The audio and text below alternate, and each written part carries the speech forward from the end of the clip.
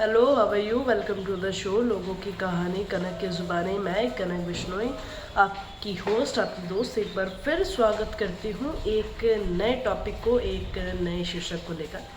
तो first of all, कैसे आप सभी लोग? आई होप सभी स्वस्थ होंगे, मस्त होंगे। तो आज की जो कहानी है ना, वो दो चीज़ से रिलेटेड, एक ही चीज़ है लेकिन उसका पहलू दूसरे से भी रिलेट होता है। कि एक होता है विश्वास, एक होता है अंधविश्वास। अब विश्वास तो हम सबको पता है कि क्या होता है, ट्रस्ट। लेकिन अंधविश्वास हमने बहुत सारी जगह, बहुत सी सोसाइटियों में सुना होगा कि ये तो बहुत अंधविश्वास की बात है। या हमारे जब रिलेटिव भी किसी चीज़ से बात करते हैं तो हम उनसे सिर्फ यही कहते हैं कि यार ये तो बहुत अंधविश्वास की बात है, आप ये क्या कह रहे हैं, ये हम नहीं मानते, ये चीज़ें पे हम ट्रस्ट नहीं। इससे रिलेटेड एक छोटी सी कहानी है। आइए हम हमारी कहानी शुरू करते हैं। दोस्तों, एक राधिका नाम की लड़की थी जो कि बहुत ही अच्छे खासे परिवार से बिलोंग करती थी। शादी की जैसी एज हुई तो घर वालों ने शादी कर दी गई। अब शादी कर दी तो शादी भी अच्छे परिवार में ही हुई थी। सास भी अच्छी थी, ससुर भी अच्छे थे, ननद भी अच्छी थी, देवर भी अच्छे थे, पति भी अच्छे थे उनके। अब शादी के 2 साल बाद हो गए थे, लेकिन राधिका जो थी वो गर्भवती नहीं हो रही थी। तो ये उनके जो सास ससुर है उनको ये चिंता सताई कि ये जो राधिका है ये गर्भवती क्यों नहीं हो रही है। 2 साल होने पे आए। अब रहता है ना सास ससुर को कि शादी हो जाए उसके बाद वो बहू पे, अपने बेटे पे ये चीज़ें कहते हैं कि भैया शादी हो गई है, फटाफट तो हमको गुड न्यूज़ सुना दो, फटाफट दादा दादी बनने की हमको खुशखबरी सुना दो, हमें तो पोता पोती का मुंह देखना है। बहुत आम सी चीज़ें हैं, बहुत अक्सर और अमूमन हर जगह हमें सुनने के लिए मिलती ही मिलती है। लेकिन शादी के 2 साल हो गए, राधिका गर्भवती नहीं हो रही थी। तो ये बात कहीं राधिका की सास ने कही अपनी सहेलियों से, बहनों से करी। तब किसी ने उनको कहा था कि फलानी जगह एक बाबा जी बैठते हैं, वो ये सब चीज़ें करते हैं, मतलब कुछ दवाइयाँ देते हैं, कुछ विधियाँ वगैरह करते हैं जिससे गर्भवती हो जाते हैं। तो बोले अच्छा, इससे हो जाते हैं। तो राधिका की सास ने सोचा कि चलो देख लेते हैं, शायद राधिका गर्भवती हो जाए उन चीज़ों से।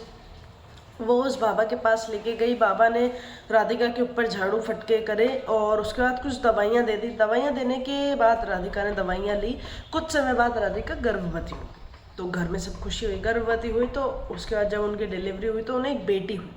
तो घर में सभी बहुत खुश थे कि बेटी आई, लक्ष्मी आई। सब बढ़िया चल रहा था कि बच्चा आ गया, पोता पोती आ गया है। फिर कुछ समय बाद राधिका दोबारा गर्भवती होती।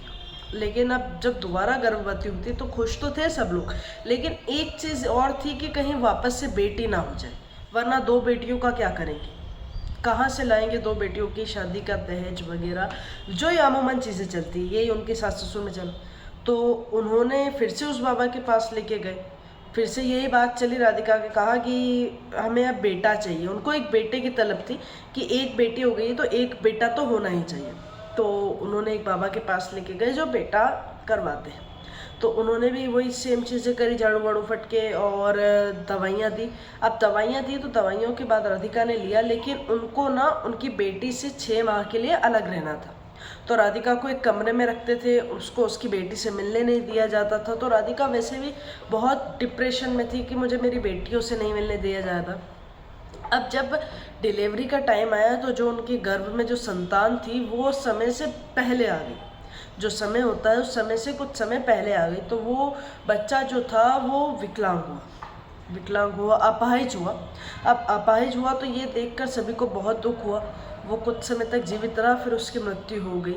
उस कारण राधिका एक गहरे सदमे में चली गई और उन्होंने, सभी ने, जो उसके सास ससुर और उनको उनकी गलती का एहसास हुआ कि हमारी गलती के कारण हमारे एक पोता खो दिया। उसके बाद हमने हमारी बहू पर इतना गहरा असर हुआ।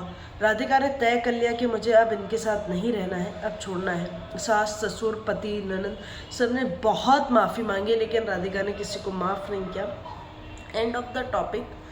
हमें ना अंधविश्वास सब अपनी चीज़ें होती है, सबके लाइफ में कहीं ना कहीं होती है। लेकिन दोस्तों, इतना ज़्यादा भी हमें अंधविश्वास पे विश्वास नहीं कर लेना चाहिए। अगर हम इस अंधविश्वास और इन चक्करों में पड़ेंगे तो फिर आज के समय में तो इतने अच्छे डॉक्टर, इतने क्वालिफाइड डॉक्टर हैं, हमें फिर उनकी ज़रूरत ही नहीं पड़ेगी, हम अपना इलाज खुद से ही कर लेंगे। तो इन सब चीज़ों से बचिए और अपना और अपनों का दोनों का ख्याल रखें। हम फिर मिलेंगे एक नई वीडियो में। So have a great day and have a great life.